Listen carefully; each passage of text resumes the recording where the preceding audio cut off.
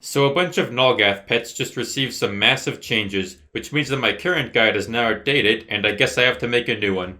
Like the last guide, this one will cover the most efficient ways to farm Nulgath resources if you are a non-member who does not own any AC farming pets. So if you have something like Craig or Nulgath's birthday gift, then some of what I say in this video may not be relevant to you. Anyways, let's get to it.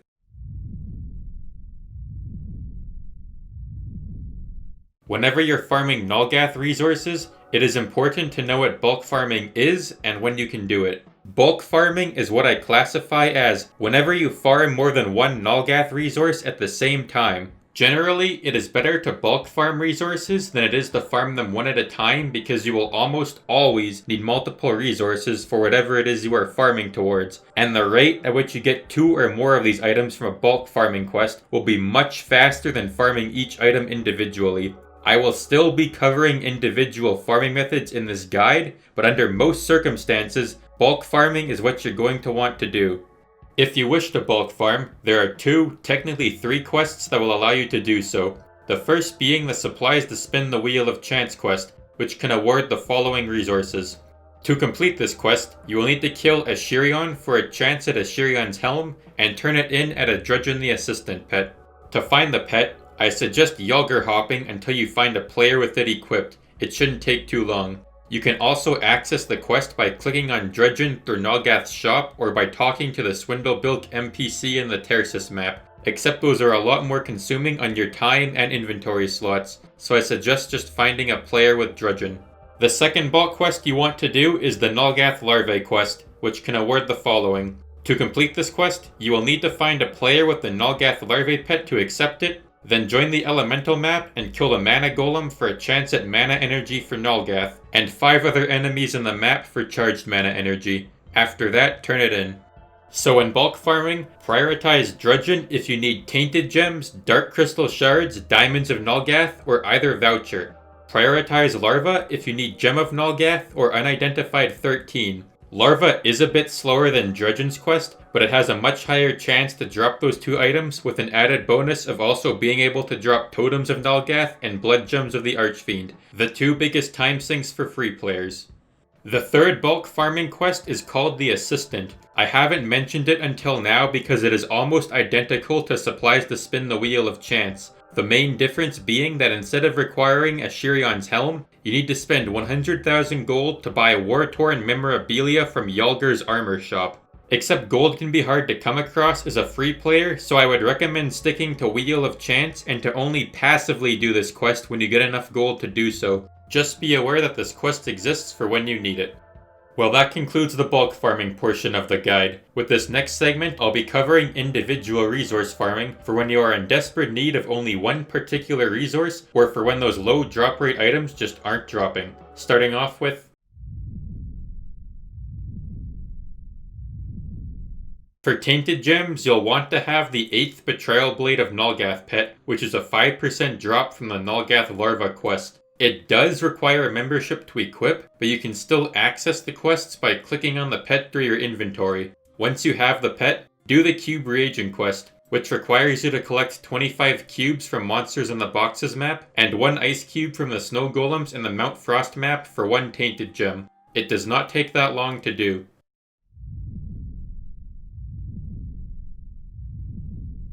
For Dark Crystal Shards, you'll want to have the 8th Betrayal Blade pet so you can easily access the Essence of Defeat Reagent quest, which requires you to kill 50 Dark Makai and collect 6 drops from various Chaos bosses, which I will list on screen. Afterwards, turn it in for 1 to 2 Dark Crystal Shards. There's a similar version of this quest from the Shadow Blast map called Nation Loyalty Rewarded that requires you to kill only 25 Makai, but slightly stronger bosses. However, in order to guarantee Dark Crystal Shards as a drop, you will need to max out your Diamond of Nulgath and Diamond Badge of Nulgath stacks, which can take a long time to do, so I don't recommend this option unless you reach those stack limits.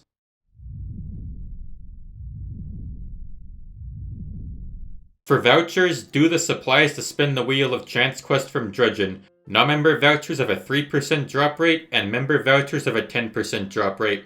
For Unidentified 13, do the Nulgath Larva quest as they have a 5% drop rate from there and only a 1% drop rate from the Wheel of Chance.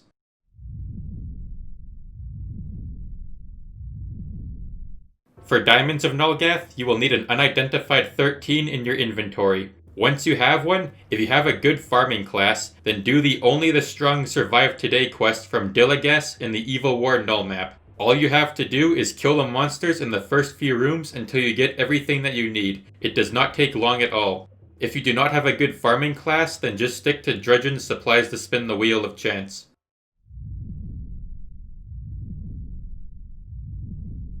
For Gems and Totems of Nulgath, you will need a non-member voucher in your inventory. Once you have one, find a Dredgen and do the Voucher item Totem of Nulgath quest. What you need to do is kill Dark Makai in the Terraces map until you have 60 Essence of Nulgath, which are each a 10% drop. Turn in your essences for either 10 gems or 1 totem.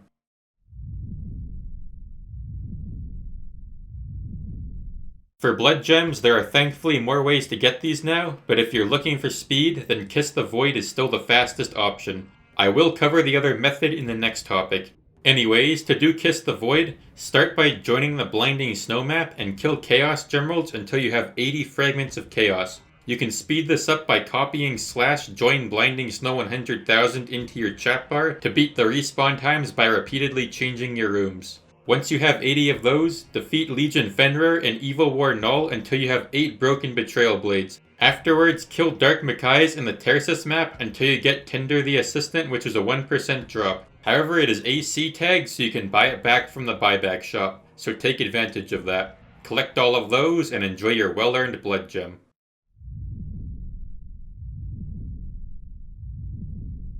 So you're probably wondering what the non-member voucher rule is. Basically, whenever you're farming and you get a non-member voucher that you don't have a need for in the near future, immediately switch to doing the Dredgen the Salesman quest on Dredgen. This is a fantastic quest that lets you choose between multiple of a single resource. All you need to do is turn in the voucher along with the Diamonds of Time item, a 1% drop from mobs in Cloister, and Nulgath Rune 6 from the Tainted Elemental in the Terraces map.